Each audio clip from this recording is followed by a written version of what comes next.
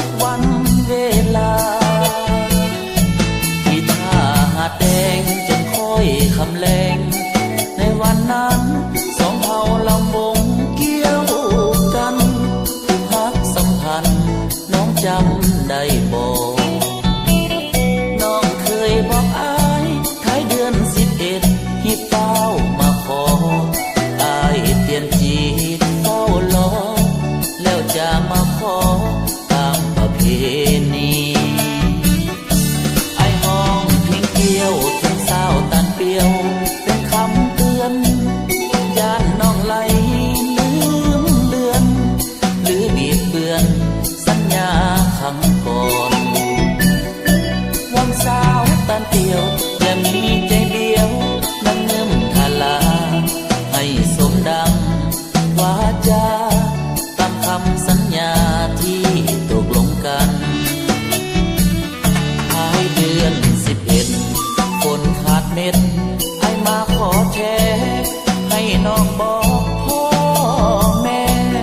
และเฒ่าแก่ที่ข้องเกี่ยว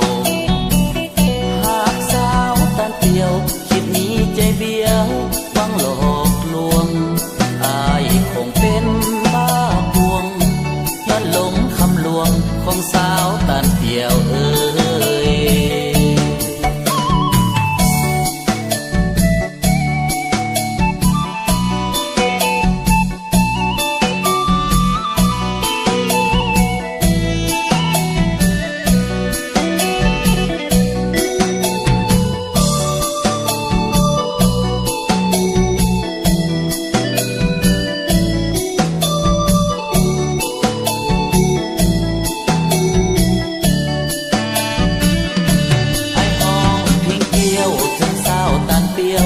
เป็นคำเตือนย่านน้องไหลลื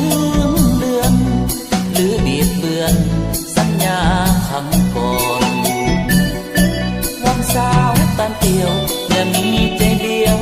นั่งเงื่อมทาลาให้สมดังวาจาตามคำสัญญาที่ตกลงกันท้ายเดือน